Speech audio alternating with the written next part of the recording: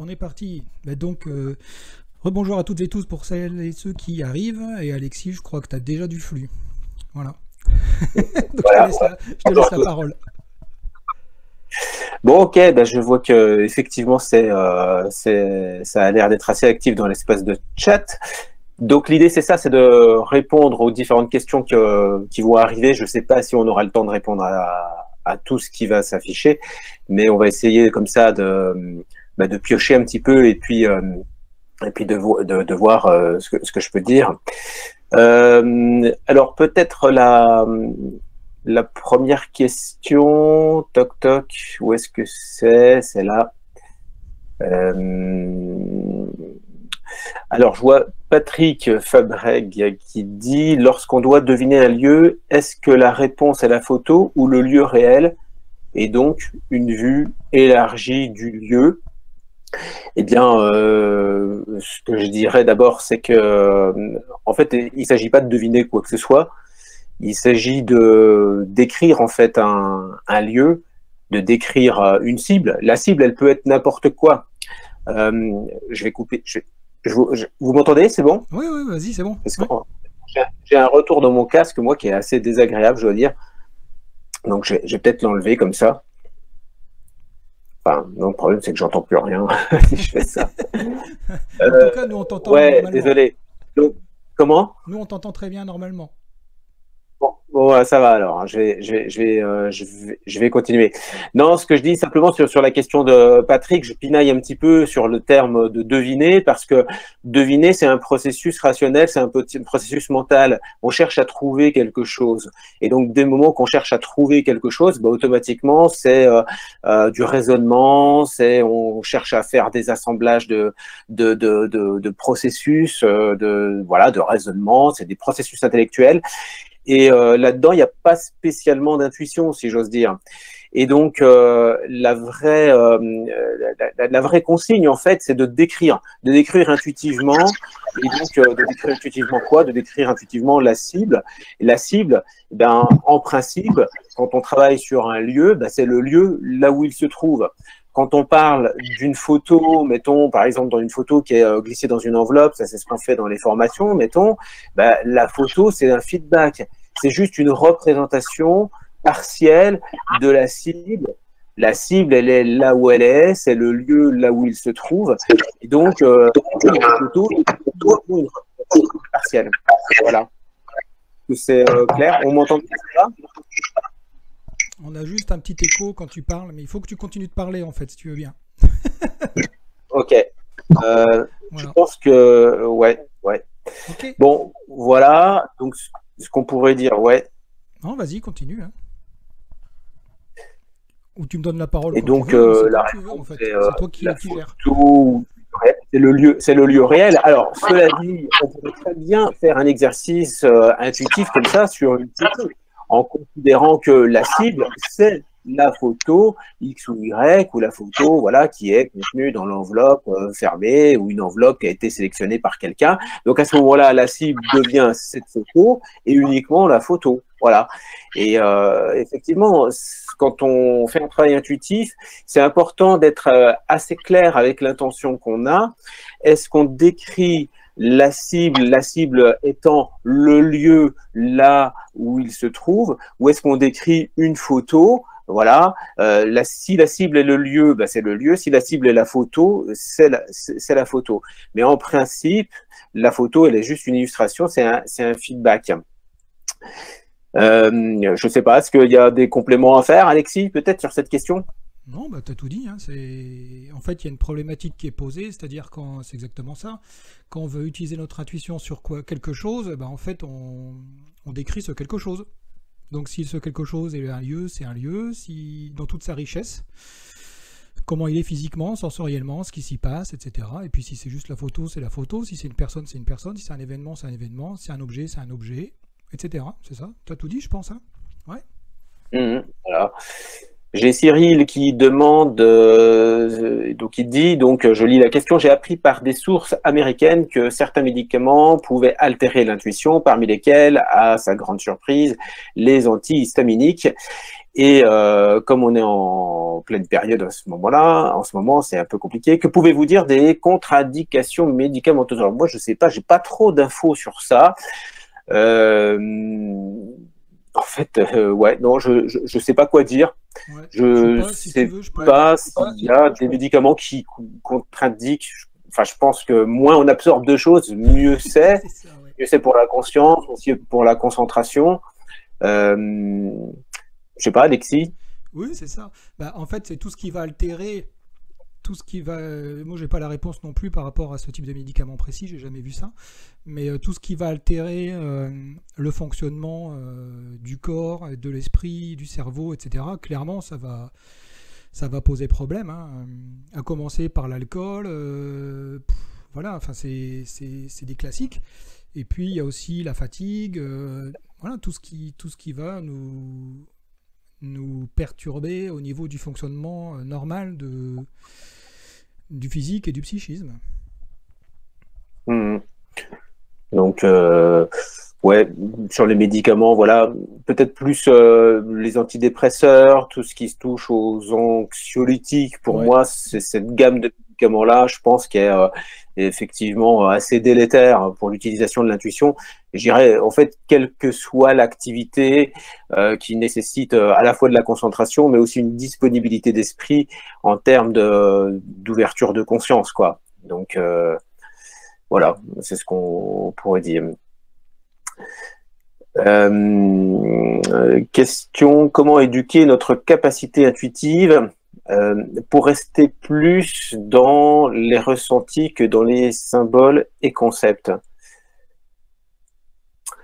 Bah, peut-être on pourrait imaginer de faire des petits exercices d'entraînement justement sur des choses qui sont extrêmement simples, en travaillant par exemple sur des objets, sur des choses qui sont justement très matérielles, très concrètes, très basiques. On pourrait imaginer comme ça qu'on choisisse de travailler sur des cibles qui seraient voilà, des objets exclusivement, parce que des objets, bah, c'est assez rudimentaire, c'est assez simple, c'est très sensoriel. On peut dire des choses visuellement, si on les touche, si on les sent, si on pose, je sais pas, ça bouge dessus, on va forcément avoir toute une gamme de sensations, voilà, liées aux cinq sens. Donc sur des objets, ça peut être intéressant. Et un objet étant assez pauvre en principe sur comment dirais-je des utilisations conceptuelles ou symboliques, on va forcément être obligé de rester sur bah voilà, sur des choses assez simples, assez basiques. Si vous prenez, je sais pas moi,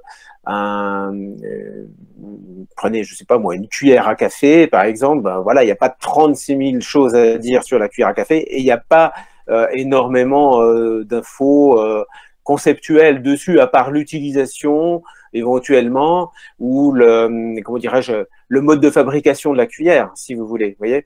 Donc, je sais pas, c'est un peu l'idée qui me vient comme ça, pour rester le plus dans les ressentis.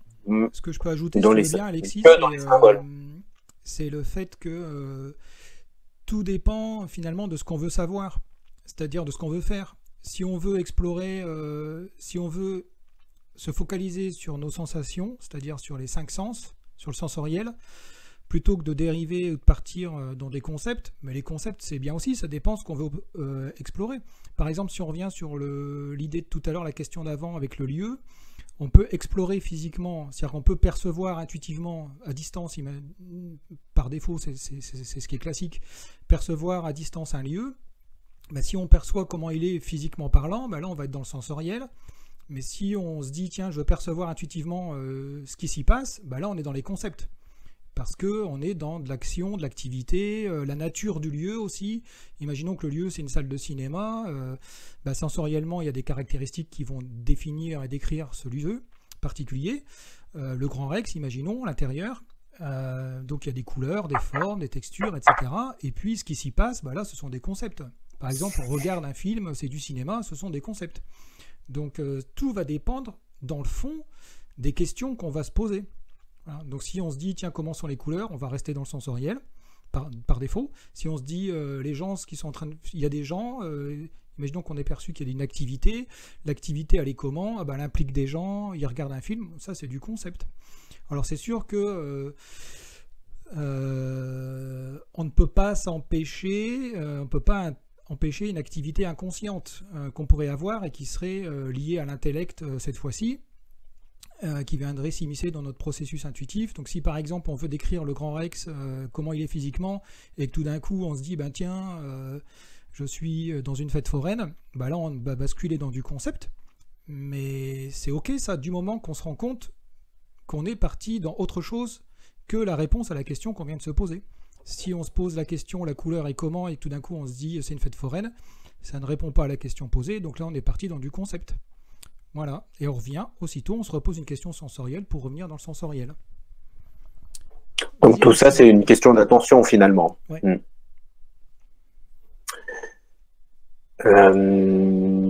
Bonjour, est-ce que la glande pinéale et intuition ont quelque chose en commun? Ah, je ne saurais pas vraiment répondre à cette question. Alexis? Non, je n'ai jamais vu de recherche. C'est vrai que c'est un... beaucoup de gens parlent de cette thématique-ci, mais la recherche scientifique sur ça spécifiquement, j'ai pas rien vu aujourd'hui. Alors je connais pas tout, loin de là, mais quand même déjà balayé beaucoup de choses sur le cerveau et puis l'intuition. Rien de vraiment, à ma connaissance, rien de direct et de concluant par rapport à ce lien entre pinéal et puis perception intuitive.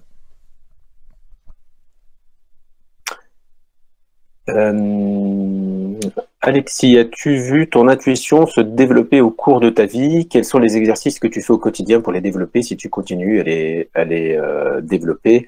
Pour moi, l'intuition, si vous voulez, c'est voilà, une capacité, une propriété, et c'est un peu comme un muscle qui doit s'entraîner, régulièrement, comme un muscle, si vous voulez, voilà. Et donc, en fait, quelque part, j'aime pas trop l'idée du terme de développer l'intuition, qui laisserait supposer qu'en fait, au départ, on n'en a pas, et puis, au fil du temps, on en a de plus en plus. Parce que c'est une capacité qu'on a depuis le départ, et c'est plus l'utilisation finalement qui se développe. C'est la capacité à utiliser, c'est le fait de comprendre comment ça fonctionne, de comprendre comment nous on fonctionne dans l'utilisation de sa propre intuition, et donc c'est ça qui se développe, c'est cette compréhension-là. Donc c'est plus de l'expérience, c'est au fil du temps, c'est avec des exercices quotidiens. Vous êtes des choses qui peuvent être extrêmement simples, extrêmement bêtes. Hein. Enfin, je veux dire, par exemple, ça m'arrive régulièrement, si je cherche un restaurant, mettons, je suis dans une ville que je connais pas, ou dans une rue, voilà, on le fait avec Alexis quand on est à Paris, qu'on cherche un resto pour dîner le soir. Voilà, on va s'amuser à trouver le meilleur chemin possible pour nous conduire à une adresse où on va manger correctement.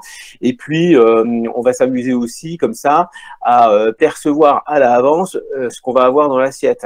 Donc voilà, comment sont les formes, ça a quel goût, l'ambiance dans le restaurant, elle est plutôt comment, voilà. Et l'idée, c'est d'avoir du feedback très rapidement.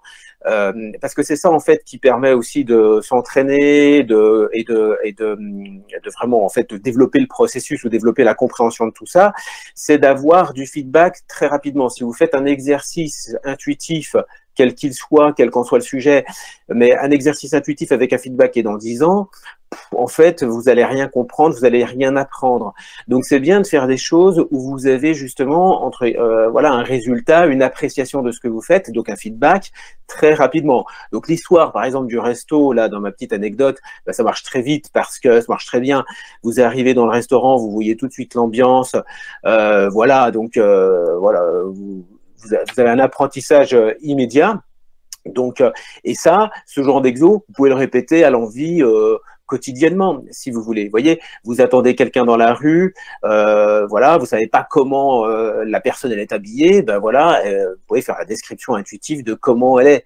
comment elle est habillée, dans quel état d'esprit elle se trouve, les sujets de conversation que vous allez avoir tout au long de la soirée où vous allez vous trouver ensemble. C'est des petites choses extrêmement simples, très basiques, qui sont de nature comme ça à vous faire, comment dirais-je, être en quelque sorte un peu connecté avec votre environnement et avec ce que vous vivez. Donc, je ne sais pas si ça répond à la question, mais en tout cas, moi, dans ma vie, voilà, c'est ce que je fais assez régulièrement. Sinon, il y a évidemment quelque chose qui est absolument fondamental. En tout cas, pour moi, ça marche très bien. C'est la pratique de la méditation. Donc, j'essaie de faire une méditation au moins une fois par jour, d'avoir 10, 15 minutes ou plusieurs fois 3, 5 minutes. C'est pas forcément très, très long, mais en tout cas d'avoir des moments comme ça où je me centre et où j'arrive à, enfin, je prends un temps pour moi d'intériorisation au cours duquel je vais pouvoir comme ça ressentir complètement mon corps, être attentif à mes sensations, parce que c'est ça en fait l'intuition, c'est de l'information qui se manifeste par son corps, par tout un tas de choses à l'intérieur de soi. Donc, il faut être très à l'écoute de ce qui se passe à l'intérieur de soi et être très à l'écoute et être en mesure de décoder, de mettre en mots, de mettre des mots sur ce que l'on perçoit. Hein. Et donc, ça, c'est il y a d'abord cette disponibilité et être attentif à ce qui se passe en soi. Et ça, la pratique de la méditation, c'est vraiment le truc génial. Enfin voilà, c'est vraiment, c'est comme pour un coureur d'aller faire des tours de stade ou pour un pianiste de faire des gammes de piano, si vous voulez. Voilà, c'est une base essentielle. Voilà. Et puis après, eh bien, vous avez apprendre comment dirais-je, à reconnaître ce que vous percevez, décoder ce que vous percevez et mettre des mots sur ce que vous percevez. Et ça, c'est, on pourrait presque dire un exercice de vocabulaire. C'est de l'expression. C'est apprendre à s'exprimer. Et ça, en fait, il y a plein de techniques qui peuvent permettre d'apprendre à s'exprimer. Par exemple, en ce qui me concerne, moi, j'ai fait beaucoup de théâtre d'improvisation. Et pendant une dizaine d'années, j'ai même été président d'une ligue d'improvisation à Lyon, où j'habite. Et ça m'a énormément aidé pour mettre en mots justement tout ce que l'on ressent. Hein, voilà. Et donc, ça, ce sont des petits trucs qui peuvent vous aider et il ne faut absolument pas négliger justement cet aspect d'expression orale, ce qui pourrait ressembler à la mise en musique, parce que au départ, vous avez de l'information qui se manifeste en vous, elle doit être décodée, mise en mots, c'est comme une mise en musique, hein, cette mise en mots, donc c'est mettre des mots sur les sensations, et ça, eh bien, ça s'entraîne aussi, et ça fait partie du processus du développement de l'intuition. Hein. Donc, c'est pas juste une espèce de don comme ça qu'on a, où on voit des trucs et puis on le dit. C'est en fait tout un processus où il y a de l'information qui est perçue, elle est décodée, elle est exprimée. Voilà. Et donc, il faut bien se connaître aussi. Il faut apprendre à se connaître. Et la pratique de la méditation, pour ça, elle est essentielle. Bien se connaître pour comprendre tout ce qui se passe à l'intérieur de soi. Voilà. Je ne sais pas si c'est assez clair ce que je dis. Si tu veux ajouter quelque chose, Alexis. C'est déjà beaucoup. Ouais. C'est déjà pas mal. Moi, j'ai vu passer une question. Si tu me permets, je vais répondre à celle-ci. Bah oui, vas-y, bien sûr. J'essaie d'implanter cette approche dans ma classe. Alors l'approche, on peut supposer que c'est la pratique ou le développement conscient de l'intuition, l'utilisation consciente de l'intuition. Donc j'essaie d'implanter cette approche dans ma classe. Je suis dans une école de commerce où les traditions sont résistantes. En fait, c'est culturel. On comprend bien avec la question qu'il y a quelque chose de culturel. Voilà, chaque groupe a sa culture. Et la culture dépend des connaissances que l'on a sur un sujet et de la pratique qu'on en a. Et la clé en fait pour avancer dans le fait d'apporter une pratique, c'est d'apporter le savoir qui va avec cette pratique en amont. Et là, la clé que je peux donner clairement, parce que on est dans une culture globale, une civilisation qui s'ouvre beaucoup à l'intuition. C'est très très flagrant depuis quelques années, mais on part de très très loin, j'ai envie de dire. Surtout en France, on est hyper raisonné, hyper dans le raisonnement, jusqu'à un point où en fait beaucoup de personnes ne pensent même pas que l'intuition existe, ou pire, j'ai envie de dire, si je mets un jugement de valeur derrière ça, croient savoir ce que c'est que l'intuition, mais en fait pas du tout. Donc ça donne beaucoup d'idées erronées, ou pas d'idées sur la question, et donc pour faire accepter, entre guillemets, c'est-à-dire ouvrir plutôt, je dirais, ouvrir et faire entamer un dialogue et puis après une pratique ou un enseignement, c'est d'apporter de la connaissance sur le sujet. Donc c'est-à-dire donner de la culture sur ce sujet.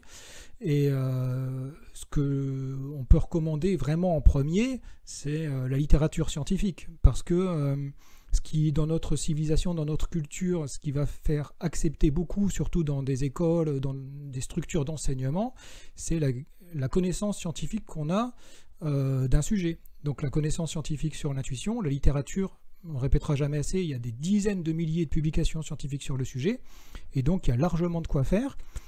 Ensuite, voilà, il y a nécessité d'aller regarder ça et d'aller piocher là-dedans, ou de lire des ouvrages de vulgarisation sur le sujet.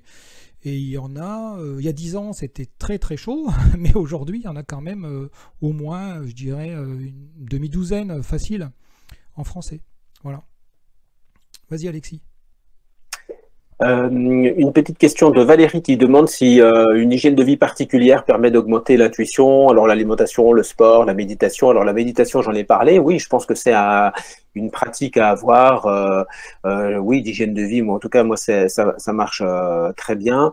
Le sport, ouais, je fais pas mal de sport en ce qui me concerne et je pense que c'est bien d'avoir une pratique qui permet d'être en contact avec son corps.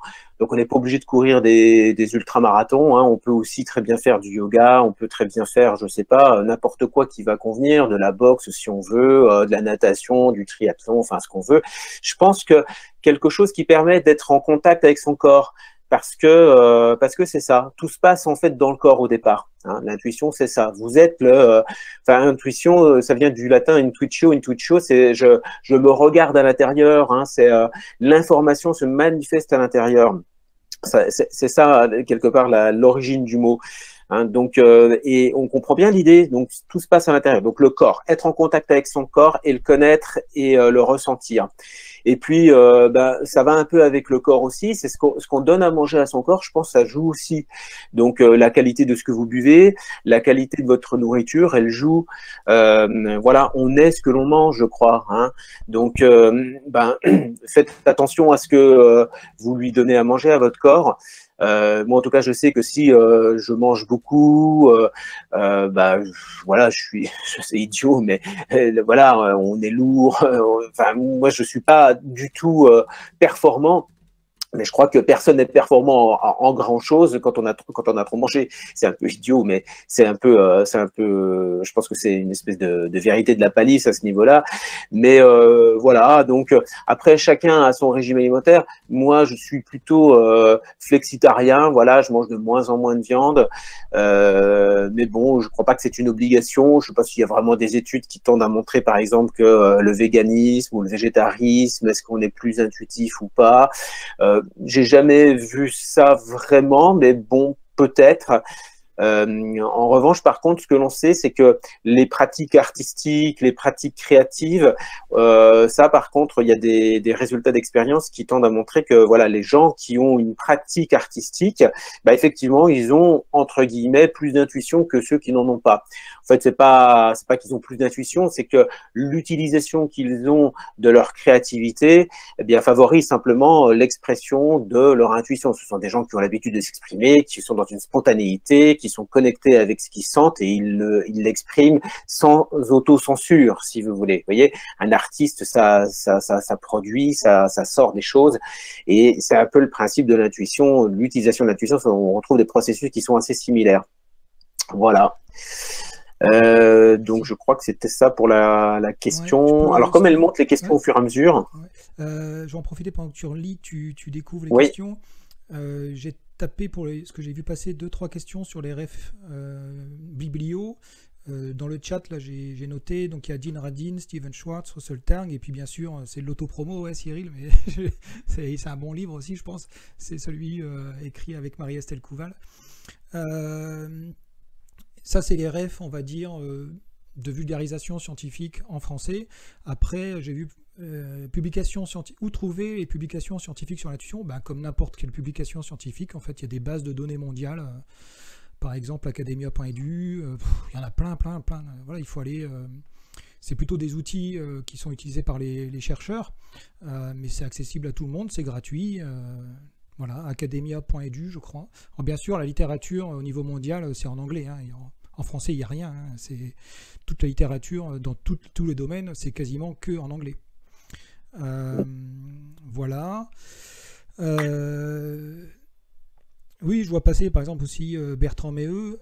Bertrand Méheux, oui, mais on est plutôt dans l'historique, on n'est pas dans la vulgarisation d'études scientifiques. C'est de la science aussi, Bertrand, bien évidemment, mais alors on est plus dans l'historique des choses, dans la sociologie des choses, dans la philosophie des choses. Voilà. Si vous voulez de la science dure, c'est-à-dire, enfin de la science dure, ça dépend, il y a aussi de la science... la science molle. Voilà, science molle, sciences humaines, mais vraiment avec des stats, quoi. C'est ça que je veux dire, de la science avec des stats.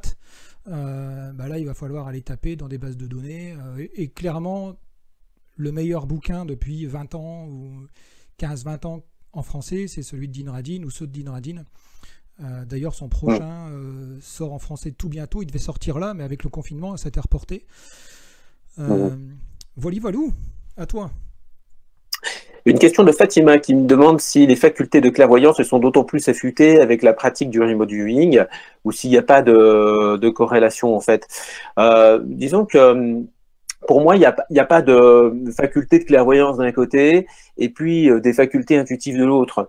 On voit comme ça d'ailleurs beaucoup de vocabulaire en fait sur ces questions comme ça de facultés ou de capacités. On pourrait là, il y a le mot clairvoyance qui se promène là donc dans ta question, mais certains parlent de clairaudience, de clairsentience, de clair ceci, de clair cela, etc. Dans le fond, tout ça, ce sont des termes de vocabulaire qui définissent quand même comme toujours à peu près la même chose. C'est-à-dire que finalement, c'est une capacité de perception globale, une capacité intuitive. Et ce qu'il faut comprendre, c'est que l'intuition, finalement, c'est de l'information qui est perçue par l'ensemble du corps et que cette information, elle va se décoder et se manifester selon différents canaux. Et ces canaux, ce sont les canaux sensoriels habituels. Et en effet, on a une utilisation du sens de la vue qui est, alors je ne sais plus le pourcentage, mais je ne sais pas si ça avoisine pas 80 ou 85%. En fait, nous sommes extrêmement visuels en utilisant principalement le sens de la vue, ce qui fait que historiquement, dans les recherches qui étaient faites sur on parlait tout à l'heure de Bertrand Méheux, mais justement Bertrand Méheux, il a beaucoup travaillé sur les premiers sujets intuitifs qui ont été étudiés par la science au 19e siècle, et ces gars-là, en fait, quand ils s'exprimaient, disaient beaucoup « je vois ceci, je vois cela, je sens ceci, je vois cela », mais c'était beaucoup le verbe « voir » qui était employé pour dire en vérité « je perçois que c'est comme ceci ou c'est comme cela ». Je pense par exemple à Alexis Didier, qui a été un sujet intuitif comme ça, très étudié, et donc le terme clairvoyance, il a été inventé pour définir cette capacité que ce gars-là, si vous voulez, semblait disposer. Enfin, il semblait avoir cette capacité de voir au-delà des corps opaques. On lui amenait des boîtes fermées avec des objets à l'intérieur, on lui demandait de les décrire. On lui amenait, par exemple, des bouquins fermés et puis on lui demandait de parler de quoi, du sujet du bouquin. On ouvrait des pages au hasard, on faisait venir des gens dans une pièce, on demandait à Alexis Didier de décrire le lieu de vie de la personne alors qu'il ne les connaissait pas. Bref, du travail en aveugle, comme vous le comprenez, et la façon de s'exprimer finalement de ce personnage, et comme de beaucoup d'autres, c'était ça, l'utilisation du terme « voir ». Ça a introduit, si vous voulez, cette idée que le phénomène, il est attaché à la vue, et que c'est finalement un processus un peu qui va au-delà du sens habituel de la vue, et c'est comme ça, si vous voulez, que le terme clairvoyance, il a été inventé. Mais ça, c'est un pur abus de langage. En vérité, on s'est rendu compte après coup que c'est pas forcément ça, c'est pas forcément que le sens de la vue, c'est l'ensemble des sens qui est mis en œuvre et qui va décoder une information qui est perçue par l'ensemble du corps. C'est un peu abstrait de se représenter ça, mais voilà, on peut percevoir par exemple que l'objet X ou Y enfermé dans une boîte, il est bleu, sans voir du bleu. On peut juste le sentir, le percevoir. Une intuition, c'est une espèce d'information comme ça qui se manifeste, qui va avoir les allures comme ça d'une espèce de conviction, de vérité. On sait que c'est bleu et c'est bleu. Voilà, vous voyez. Et bon, donc il n'y a pas forcément de lien, si vous voulez, entre enfin, je ne sais plus ce que je voulais dire, mais vous n'avez pas d'un côté des phénomènes intuitifs et de l'autre des phénomènes de clairvoyance qui n'ont strictement rien à voir. Voilà. Donc, quand on travaille sur son intuition, vous travaillez sur tous vos sens, en fait. Hein. Et donc voilà. Donc moi, en ce qui me concerne, parce que la question c'était quoi, la pratique du remote viewing. La pratique du remote viewing, si vous voulez, c'est une pratique en ce qui me concerne qui m'a beaucoup aidé pour repérer et comprendre en fait ce qui est vraiment, par exemple, dans une consultation, vous savez que mon premier métier, entre guillemets, c'est de faire des consultations de voyance et de pratiquer les arts divinatoires en consultation. Donc, il y a forcément la mise en œuvre d'une intuition dans ce cadre de travail très précis. Et donc, la pratique du remote viewing m'a beaucoup aidé, moi, pour faire le tri et comprendre, si vous voulez, ce qui relevait de véritables informations intuitives au sens strict du terme dans une consultation par rapport à des informations qui peuvent être en réalité des informations déduites et inconsciemment analysées par le dispositif de la consultation. Parce que dans une consultation, on rencontre quelqu'un, la personne, elle parle, voilà, il y a énormément de communication et il y a une intersubjectivité, comme on pourrait dire, pour prendre des termes savants issus de la psychologie positive ou de la psychanalyse. Il y a une espèce comme ça de communication qui peut se faire entre les deux individus qui ne sont pas des informations intuitives au sens, on va dire, un peu noble du terme ou au sens strict du terme où on l'entend nous, là, dans le travail qu'on fait chez Iris et dans un travail spécifique de remote viewing. Parce que dans un travail de remote viewing, l'exigence, c'est de faire un travail en aveugle. Vous travaillez sur une cible et vous ignorez tout de la cible. La seule information que vous pouvez avoir, c'est la nature de la cible. Par exemple, un personnage, un événement, un lieu, un objet, voilà, c'est ça qui va définir la nature de la cible. Ça peut être la seule information que vous allez avoir. Bon, ça ne dit rien d'autre. Et ensuite, tout ce que vous allez amener, eh bien, c'est des productions de votre intuition, et aussi de votre raisonnement qui va analyser de manière automatique ce que votre intuition perçoit. Hein. Vous savez que quand on fait un travail intuitif, on sent des choses, on dit des choses forcément donc, et puis en même temps il y a un raisonnement automatique, c'est normal, qui s'effectue et qui brode des choses en plus. Bon, ça il faut faire attention, et donc tout ça, ça produit de l'information, et donc pour revenir à la question, la pratique du remote viewing m'a permis en quelque sorte de qualifier la nature des informations dans une consultation. À quel moment ce que je dis correspond à une espèce de pseudo-déduction, à une analyse inconsciente de ce que le client m'a dit ou m'a communiqué de manière non verbale, par exemple, et par rapport à des informations qui, non, là, sont vraiment le fruit d'une vraie intuition. Donc la pratique du remote viewing, elle m'a vraiment permis de faire cette distinction-là et de progresser justement dans le fait d'aller à la recherche, à la pêche à ces informations-là, voilà, qui sont pures, qui sont claires, qui sont nettes, qui sont plus nobles, pour moi en tout cas dans ma pratique. Est-ce qu'il y a, je sais pas, oui, Anne Westerman qui dit Alexis Didier de Bertrand Meust, oui, c'est exactement le bouquin qu'il a écrit. Oui.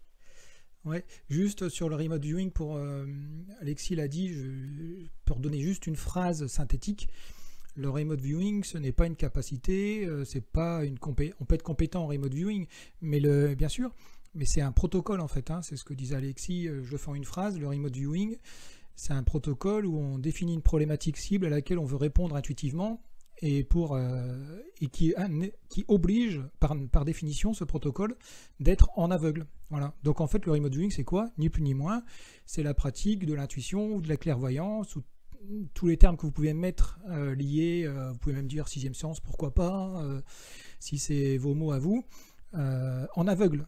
Voilà. C'est ça la définition. Il y a eu beaucoup de termes qui ont été inventés tout au long de l'histoire. Clairvoyance, c'est un premier terme qui a été élaboré au 19e siècle.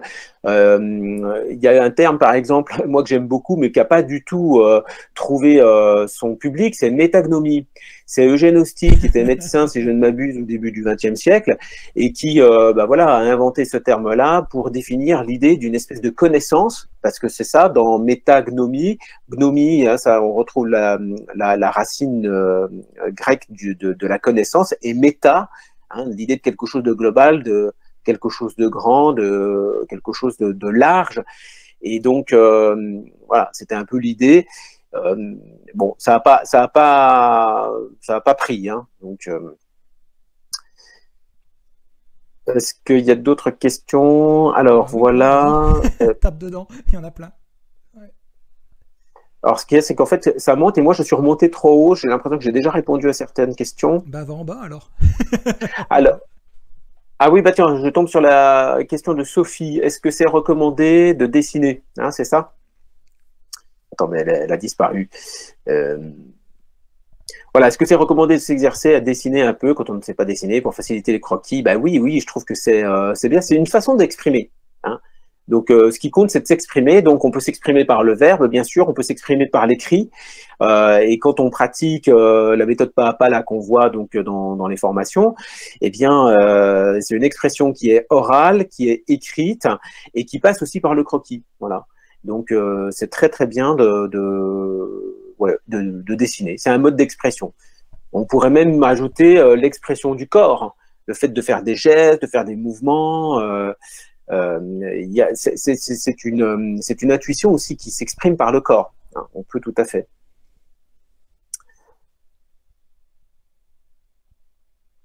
Alors. Je vois passer, si tu me permets. Qu'est-ce que c'est que la communication non verbale? Ben, quand on interagit les uns avec les autres, c'est de la communication. Quand on parle, c'est du verbal. Et quand on se donne de l'information qui n'est pas du langage, c'est du non-verbal. Il y a l'infraverbal aussi. Mais par exemple, là, je viens de dire quelque chose et j'ai fait ce geste-là avec ma main.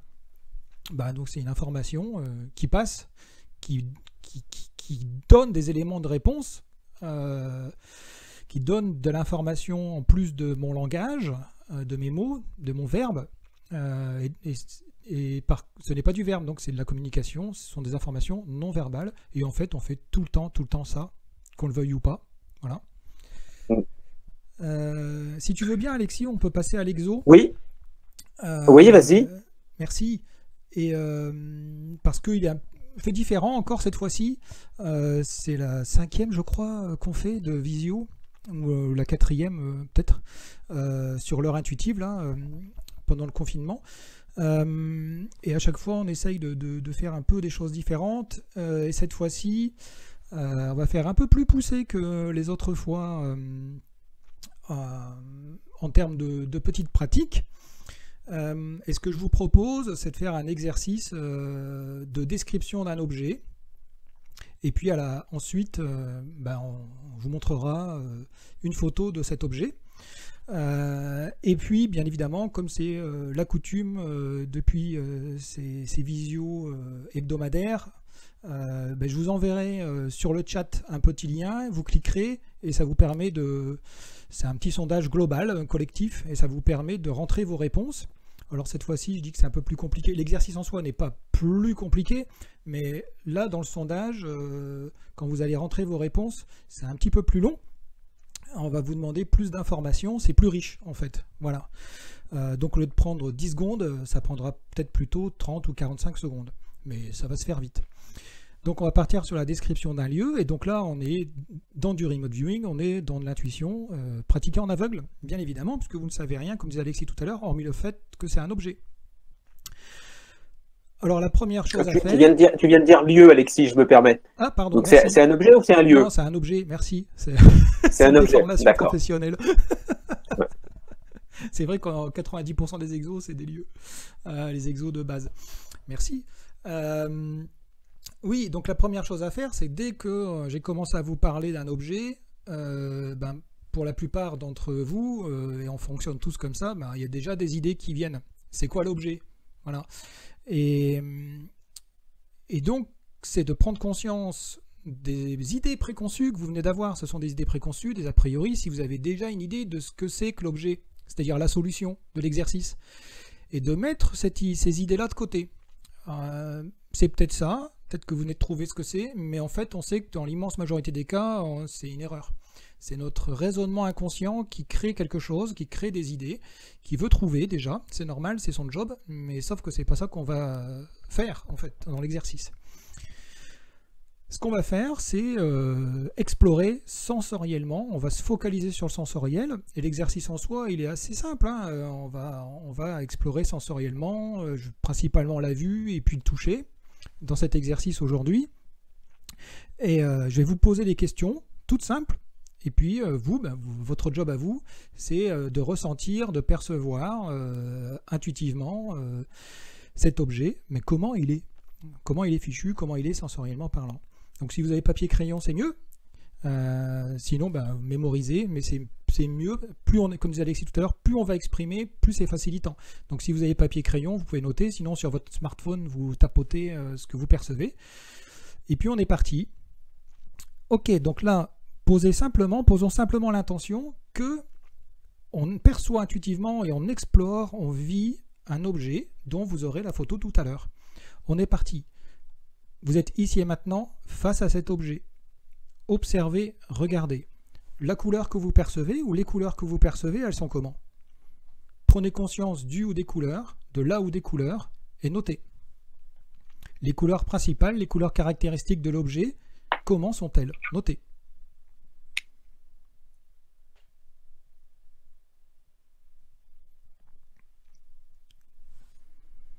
De nouveau, observez, regardez. Là où les formes caractéristiques que vous percevez, elles sont comment? L'objet, il a des formes. Ces formes, elles sont comment? Faites un petit croquis ou deux croquis. Un croquis par forme. Okay, là, on n'est pas dans le croquis de l'objet. C'est trop tôt, c'est trop compliqué pour l'instant. On est simplement dans le ou les croquis de là ou des formes que vous venez de percevoir. En fait, vous chopez ce qui vous vient à la conscience et puis vous notez, vous faites un petit croquis. Cet objet, quand vous le touchez, utilisez votre main ou vos mains, peu importe, quand vous le touchez, vous passez votre main dessus. La texture ou les textures, c'est comment? Prenez conscience de là ou des textures et notez.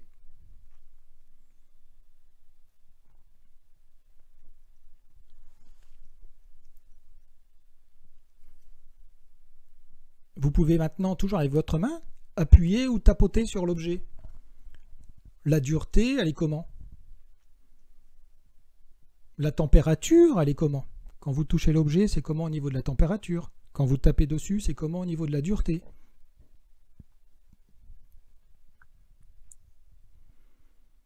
Et pourquoi pas, vous pouvez mettre un petit bout de l'objet, ou l'objet, vous le mettez à la taille, peu importe sa taille réelle, mais vous mettez à une petite taille de 2 cm de côté, par exemple, vous le mettez dans votre bouche, et quand vous mâchez, ça fait comment?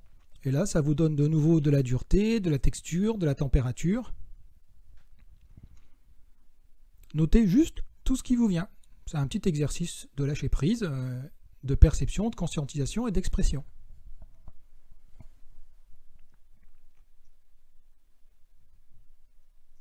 Et puis on va se faire une dernière question. Observez, regardez de nouveau. Prenez conscience de toutes les caractéristiques visuelles qui vous viennent à l'esprit. Visuellement, cet objet, il est comment? C'est une question très ouverte. Visuellement, cet objet, il est comment? Notez des caractéristiques visuelles, ça peut être des formes, ça peut être de la transparence, de la luminosité particulière, ça peut être des couleurs, tout ce qui est perceptible visuellement. Notez tout ce que vous percevez.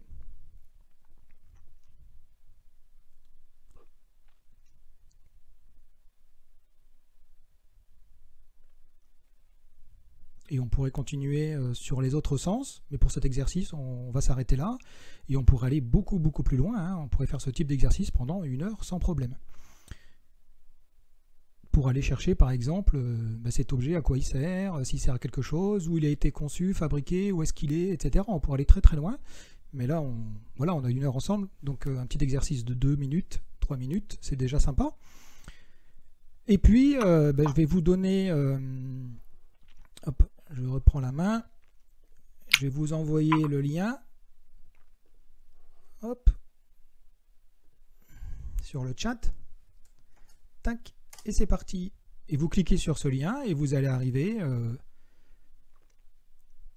sur un petit sondage, on va dire, et vous allez avoir des couleurs. Donc vous pouvez cliquer autant de couleurs que vous voulez. Si vous en avez perçu une, vous cliquez sur celle que vous avez perçue. Si vous en avez perçu plusieurs, vous cliquez sur les différentes couleurs. Vous avez des caractéristiques visuelles ensuite, en question 2. Ensuite, vous avez des formes. Vous pouvez cliquer. Et puis ensuite, des caractéristiques liées au toucher. Et puis une fois que c'est fait, vous validez. Et puis, je vous laisse 1 minute, 1 minute 30. Et puis après, on regardera ce que ça donne, et puis je vous donnerai la solution, bien évidemment, de l'exercice. Et puis ça donnera trait à d'autres questions, probablement. Allez, on est parti. Je vous laisse remplir le document.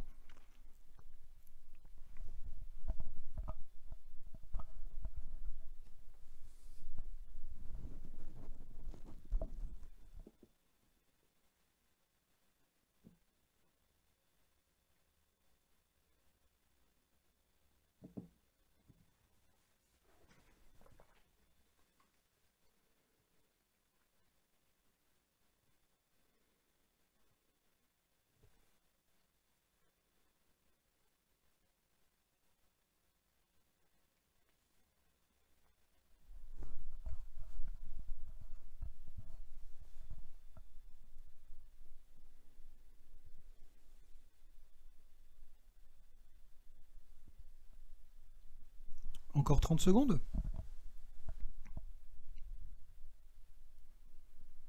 Alors dans le questionnaire, vous voyez, pour que ça aille vite, le vocabulaire dont nous disposons, il est beaucoup plus riche que ce que vous avez devant les yeux, ce que vous pouvez cocher, mais bon, il y a déjà les caractéristiques principales de base. Voilà. C'est surtout là pour s'amuser et se pratiquer un petit peu, et puis voir un peu ce que... En groupe, c'est intéressant. Individuellement, c'est intéressant l'intuition, bien évidemment. Et en groupe, enfin ça personnellement, je trouve que c'est encore plus intéressant.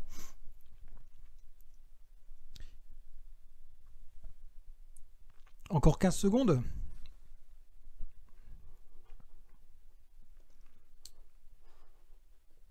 Oups. J'aurais dû faire ça d'abord. Voilà.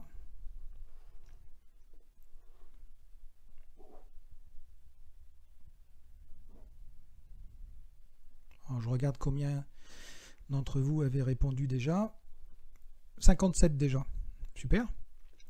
Encore 3-4 secondes et puis on clôture. Tiens, il y a une question. Juste Valérie qui pose la question, est-ce que ce sont des flashs que l'on doit avoir et pas l'image de l'objet? En fait, tout se passe comme si on pouvait percevoir de manière fragmentaire. Donc c'est des petits bouts, ça va pas être l'objet qui va apparaître comme ça, comme dans un film. Hein. C'est pas comme ça en fait.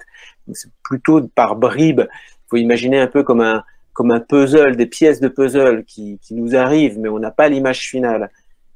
Et toute la problématique, c'est ça, c'est que le mental, la partie qui résonne, elle cherche à assembler toutes ces informations. Et c'est là que ça produit généralement des images et des idées qui sont un peu des images chimériques, et souvent des images qui sont pas justes. Et il faut y faire très attention. Et pour pousser, hein, si on continuait sur le fil d'Alexis, là, ce n'est pas que c'est impossible de savoir ce que c'est l'objet. On peut savoir bien évidemment intuitivement ce qu'est l'objet.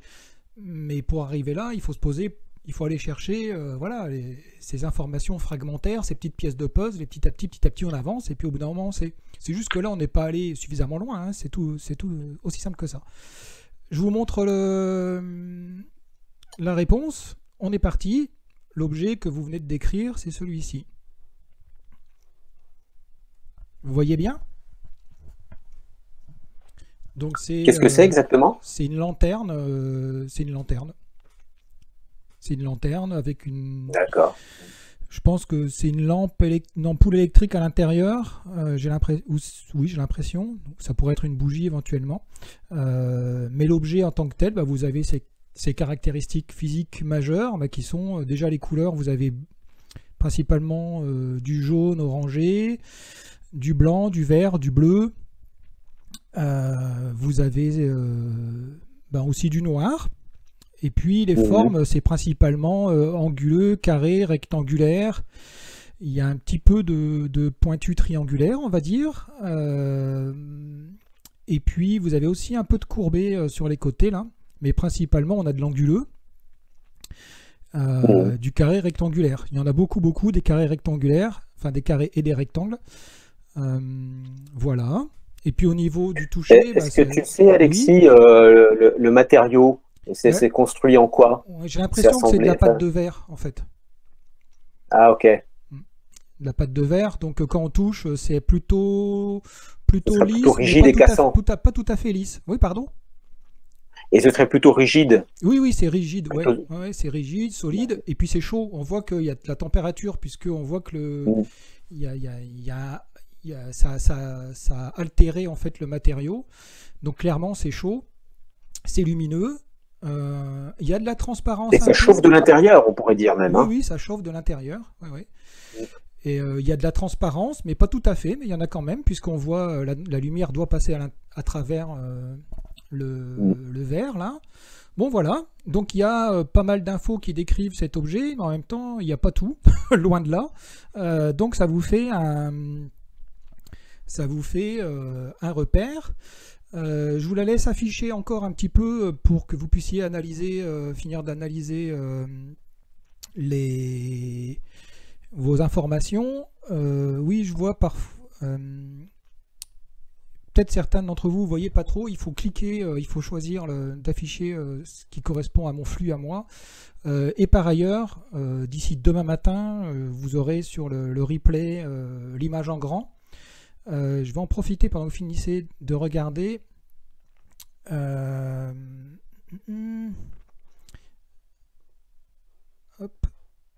Alors, je vais regarder ce que vous avez fait. Hop. Si vous me... Alexis, tu peux peut-être répondre à une ou deux questions pendant ce temps-là, si tu veux bien. Ouais. Oui, tout à fait. Sophie qui demande comment assembler les différentes infos. C'est compliqué parce que justement, c'est un processus analytique. Et le fait d'assembler les différentes infos, hein, c'est du raisonnement. Et donc, il y a un côté un peu devinette là-dedans. Donc, il faut avoir beaucoup d'infos. Il faut avoir beaucoup d'infos parce que ce qu'on voit, ce qu'on comprend aussi, c'est que plus on avance dans une session, plus vous allez collecter un grand nombre d'informations et aussi la qualité des informations que vous allez collecter se fait de plus en plus grande.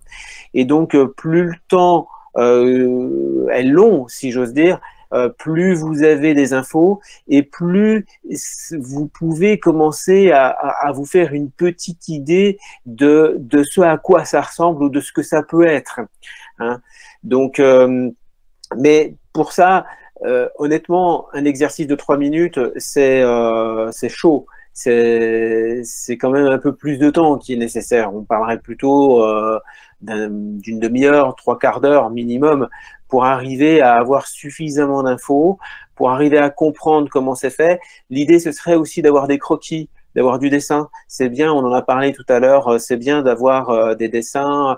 Par exemple, quand il s'agit d'un objet, vous pourriez, à un moment donné, on l'a pas fait là parce qu'il n'y a pas le temps, mais vous pourriez par exemple considérer que l'objet, vous le mettez devant vous et vous dessinez ce que vous percevez quand vous le regardez de devant. Ensuite, même chose quand vous le regardez de dessous, et puis vu de haut. Et puis, vous voyez que au fur et à mesure que vous avancez comme ça, ben, vous allez avoir de plus en plus d'infos. Et donc, ben, effectivement, plus on a des infos, plus on doit petit à petit commencer à se faire une petite idée de ce à quoi ça ressemble, de ce à quoi ça sert, de ce que ça peut être. Hein. De là à dire, c'est ça précisément, c'est complexe, c'est faisable, mais voilà, il faut être très humble là-dedans, en fait. Hein. On a beaucoup d'idées préconçues souvent sur l'intuition en croyant qu'on va deviner des choses comme ça, qu'on va avoir un flash et puis qu'on va voir le truc. Ça, c'est un peu des représentations hollywoodiennes, je sais pas. C'est aussi, je trouve qu'il y a beaucoup de légendes là-dedans. Et quand on voit même aussi des résultats, parfois j'en discutais tout à l'heure avec une stagiaire qui me parlait de bouquins justement sur le remote viewing et qui me disait oh là là, mais quand on voit des sessions de gens qui sont très doués, etc., ça met, c'est magique, ça a l'air génial, etc. Oui, mais on voit pas aussi toutes les sessions sur lesquelles ils ont échoué. Hein. Il y a, c'est une compétence. On parle de quelque chose qui est humain. Donc, c'est pas l'interrupteur d'une lumière qui est sur on ou sur off. Ça marche pas. C'est pas que ça marche pas tout le temps. C'est que on n'est pas performant tout le temps. Comme imaginez par exemple un footballeur qui est Ballon d'Or, ça peut lui arriver de mettre aucun but durant plusieurs matchs. Hein. Donc ça peut arriver, même si on est très bon comme ça, de faire des sessions et ça passe à la trappe, etc. Et ça fonctionne pas. Voilà. Donc il faut faire très attention avec ça en croyant aussi qu'on va voir comme ça tout le temps, très précisément. C'est absolument pas si simple. Et d'ailleurs, je dis le terme voir encore, vous voyez, c'est un abus de langage encore une fois. C'est percevoir, ce serait beaucoup plus juste. Percevoir, ressentir, ce seraient des termes beaucoup plus adéquats. Et la difficulté, en fait, elle est dans la gestion de ce qu'on vit, c'est-à-dire dans le questionnement, dans la prise de conscience, dans le tri des informations, etc. C'est quelque part, c'est se tracer des rails et une ligne de conduite tout en évitant des pièges. Voilà. C'est pas qu'on ne perçoit pas des fois ou qu'on percevrait des fois, on perçoit tout le temps, mais c'est voilà toute la gestion qu'il y a derrière, se poser les bonnes questions, trier, etc. Je vous donne ce que vous avez, j'ai regardé vite fait. Ce que vous avez mis, donc en couleur, il y a 3 couleurs qui se dégagent parmi les 10 qui sont possibles. Vous avez mis gris, jaune et vert, donc c'est pas mal. Ensuite, il y a 2 caractéristiques lumineuses, enfin 2 caractéristiques visuelles autres qui ressortent dans ce que vous avez mis. C'est réfléchissant et lumineux, donc c'est pas mal non plus. Et au niveau des formes, ce que vous avez mis, c'est principalement courbe, et vous avez mis rond et rectangulaire. Voilà, par contre, au niveau de la forme, c'est un peu moins pertinent. Ce que le groupe a fait ce soir, rond, il y a du rond. En fait, il y a un truc qui est rond. Enfin, il y a l'ampoule à l'intérieur qui doit être ronde. Ouais, c'est ce que j'allais dire. Voilà. Le halo lumineux, il est rond. La lumière, ça produit une sphère lumineuse. Ouais. Et voilà, il y a du courbe. Et triangle et rectangulaire est arrivé bien après, arrivé en 3e quand même, mais bien après. Donc c'est pas mal, mais ce qui percute le plus, c'est les couleurs, et puis en fait ce qui est plutôt lié à la lumière, quoi. Voilà. Mais c'est pas mal du tout, c'est pas mal du tout. Et vous avez été beaucoup à participer, donc super, merci. Ouais, il y a pas mal de retours là qui disent les gens étaient bien dessus hein, quand même. Hein. Apparemment vous étiez pas mal. Hein. Fatima qui dit elle a perçu un halo lumineux. Voilà. Une lumière traversante pour Anne, en fer, métal, vernis, ligne droite, des angles, rigides. Ouais, c'est pas mal. Hein. Donc, en fait, une des clés, hein, c'est ça, c'est de décrire comment c'est et ne pas chercher à trouver ce que c'est. Et dès que vous êtes dans une idée de ce que c'est Si vous avez une idée qui répond à ce que c'est comme question, vous mettez de côté, en fait. C'est-à-dire, hop, voilà. Et on voit, il y a une question, c'est le plus dur, enfin une remarque plutôt, le plus dur, c'est de mettre de côté les images mentales qui s'imposent et qu'on n'arrive pas à chasser. Mais ça, c'est simplement de la pratique, en fait. C'est le mental qui veut trouver ce que c'est. C'est normal, c'est son travail, c'est son job, c'est sa tâche habituelle. Et heureusement, sinon on ne pourrait pas vivre. Sans mental, on serait des êtres dénués de conscience de soi, etc. Et on ne serait pas adapté à notre environnement. Et donc c'est normal et on fait ça tout le temps. Le truc, c'est d'en prendre conscience et de mettre de côté. Oui, il y a une certaine difficulté au départ, mais une fois que vous avez fait ce type d'exercice 50, 100 fois, 200 fois, vous vous rendez compte que, en fait, même avant, notre intellect qui interprète se rend compte qu'il raconte souvent des cracks et il va lâcher prise, quoi. Voilà. C'est-à-dire que si c'est le premier exercice que vous faites ou le deuxième, c'est sûr que se dégager du mental, c'est pas évident. Mais si ça fait 50 fois que vous faites ce type d'exercice, vous savez pertinemment que vous avez plein d'images qui sont fausses et puis donc vous les laissez passer, quoi. Ça se fait assez tout seul finalement. Alexis ? Oui, bah écoute, je lisais les commentaires. Je trouve que c'est assez, je vais pas dire que c'est bluffant, mais presque, hein, en fait. Hein. Les gens vous avez bien joué le jeu là, bravo à vous. Hein. C'est vraiment sympa. Là, il y a Perrault qui dit qu'il a perçu je sais pas si c'est un monsieur ou une dame, or, vert, un rond dans un carré et de la lumière. Franchement, pas mal, hein. Un rond dans un carré. Philippe qui dit que c'était, qu'il a perçu que c'était suspendu, quelque chose qui pend, tu vois. Ouais. Alors, ouais, c'est intéressant parce que là, on est au-delà de ce qu'on a fait et finalement, c'est venu quand même. C'est l'étape d'après, là, on est dans les concepts, le fait que c'est suspendu. Ok. Est-ce qu'il y a quelques dernières questions? Oui, pour rebondir sur ce que tu disais, Alexis, voilà, effectivement, sur les images mentales, et d'ailleurs, c'est une question que pose Mathilde. Encore une fois, je ne vais pas faire la promotion de la méditation, j'ai rien à vendre en méditation en plus, mais ça va beaucoup aider la pratique de la méditation sur le détachement de ses pensées. Hein. C'est les pensées qui viennent, les idées qui viennent, les idées préconçues, ces constructions comme ça qui se font. Et c'est vrai qu'on est tenté de s'accrocher à elles parce que c'est un exercice complexe quelque part, en fait, qu'on fait, parce que c'est une espèce de saut dans le vide. Imaginez un saut en parachute, vous avez un temps de chute libre. Et c'est assez flippant pour le mental. Donc le mental, il a besoin de s'accrocher. Il a besoin de s'accrocher à des idées. Il a besoin de savoir ce que c'est, parce que c'est naturel pour lui. C'est sa tâche. Il est là pour ça. Et donc, c'est vrai que ça a tendance un petit peu à tuer le processus intuitif si on reste bloqué sur des idées. Et la pratique de la méditation, je trouve, est vraiment un atout pour justement, voilà, savoir un petit peu se détacher de ses pensées, de ses idées, pas s'accrocher à la première idée qui vient. Je crois qu'il y a David qui veut que tu répondes à sa question parce qu'il spamme 5-6 fois que je la vois passer. Ah oui, quel type de méditation? J'ai pas de, je sais pas quel type de méditation je fais. Je suis pas un grand spécialiste en fait de la méditation. J'ai lu des bouquins sur ça. Je suis très intéressé par la méditation Vipassana. Voilà, il faut que j'ai du temps. Je voudrais partir faire une retraite pour faire une méditation Vipassana. Donc, je vais prendre ce temps-là dans quelques temps, je pense. Je pense que ça va considérablement m'apporter quelque chose de fort. Mais il y a des ouvrages qui sont quand même pas mal. Aujourd'hui, il y a quand même Mathieu Ricard qui a beaucoup écrit sur la méditation.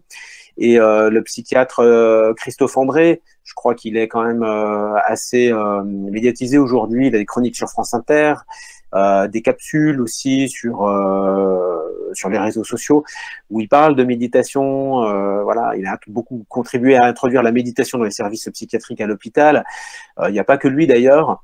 Mais en tout cas, je trouve que ce qu'il écrit de la méditation et le mode d'emploi qu'il propose au travers de ses livres ou au travers de ses exercices, au travers de ses contenus qu'il partage, bah, je trouve, moi, ça me convient bien. Je trouve ça très pédagogique et ça correspond bien, je pense, à une pratique un petit peu comme ça, dépoussiérée aussi de toutes sortes de traditions ésotériques, occultes, religieuses, et une sorte de pratique laïque de la méditation qui s'appelle pleine conscience.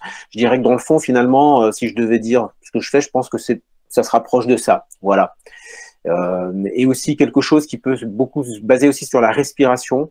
Voilà, apprendre à respirer. Je prends souvent un temps de respiration, écouter la respiration, prendre conscience de la respiration. Voilà. Voilà. J'ai une dernière question, si tu veux bien, Alexis. Je vois passer... Oui. Existe-t-il des résistances conscientes ou pas qui peuvent bloquer le flux des perceptions? En fait, on ne peut pas bloquer le flux.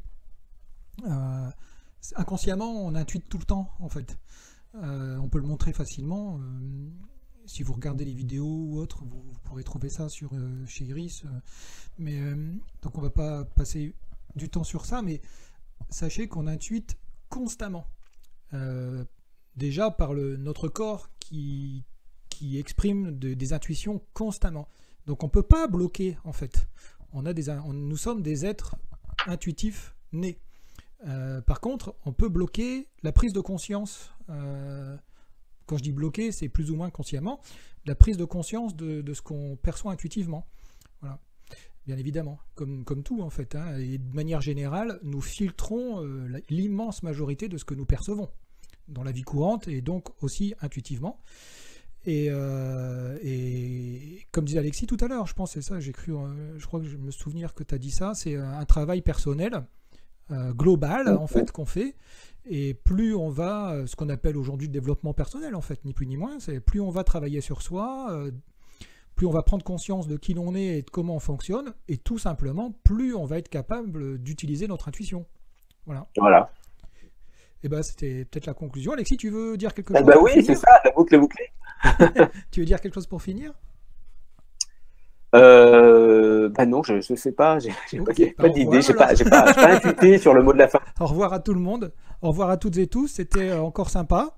Et puis la prochaine, je sais plus, je crois que c'est jeudi, si vous regardez dans la newsletter, vous allez trouver la date de la prochaine. Et la prochaine, ça sera de nouveau avec Marie-Estelle, et puis Alexis sera de nouveau dans 2 semaines. Ce sera encore celle d'après, moi, je crois. Ouais, je crois que c'est ça. Voilà. Ouais. Ok, bonne fin bon, écoutez, bonne soirée à tous. Salut. À la prochaine, à bientôt. Et bravo pour vos résultats, toujours top.